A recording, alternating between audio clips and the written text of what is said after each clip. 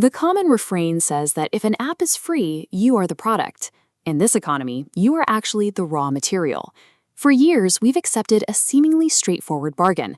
We trade minor slivers of our attention, a few ads scrolled past, in exchange for frictionless digital services. Harvard professor Shoshana Zuboff identifies this system as something entirely different from traditional ad-supported media. She calls it surveillance capitalism. The architecture of these platforms treats your private, everyday experience, your movements, conversations, and hesitations, as a free resource to be refined into what Zuboff calls behavioral surplus. The smartphones and smart home devices we rely on act as the outermost sensors of an invisible, highly lucrative industrial supply chain. They are built to vacuum up your data, process it, and use it to predict your future behavior. The extraction begins deep within the code of the mobile applications you download. Developers embed toolkits known as software development kits, or SDKs, which run silently in the background. These SDKs siphon off incredibly precise telemetry. They track your historical GPS coordinates, the speed at which you scroll through a feed, and the millisecond pauses, the micro-interactions, when your thumb hovers over an image. To keep that data flowing, interface designers deploy tactics known as dark patterns. As highlighted in this academic paper, these are deceptive user interfaces engineered to coerce specific actions. By manipulating button placements, obscuring opt-out menus, and exploiting our innate cognitive biases, these interfaces push users into involuntarily surrendering access to their contacts, cameras, and microphones. The seamless, free interface is a trap, carefully calibrated to bypass your awareness and strip mine your personal data without anything resembling meaningful consent.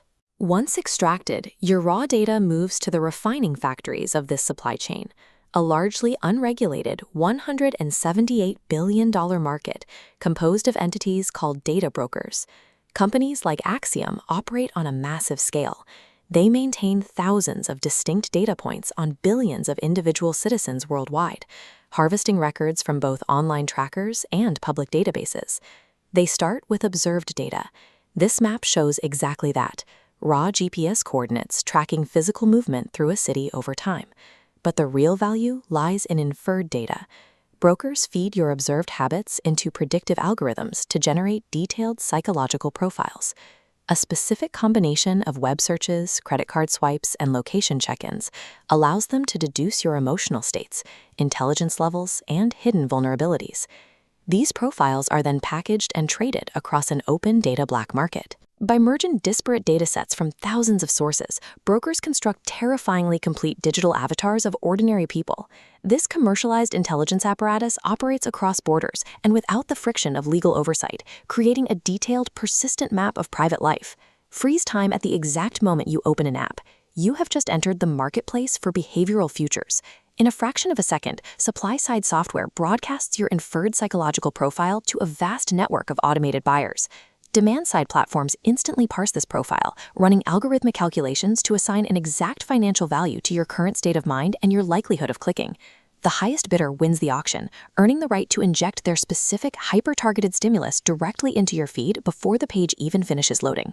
Advertisers pay for guaranteed access to your mind at the precise moment it is most malleable.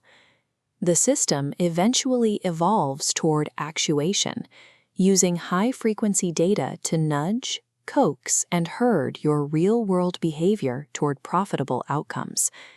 To achieve actuation at scale, platform algorithms prioritize content that bypasses rational thought and triggers primal, emotional reactions.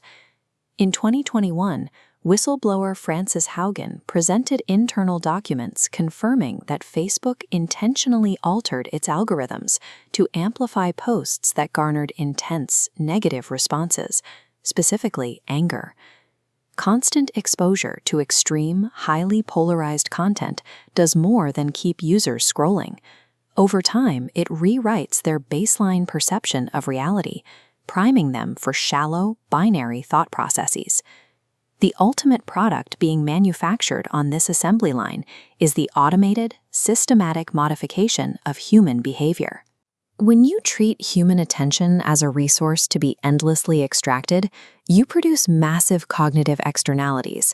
The most visible symptom is what sociologists now call brain rot.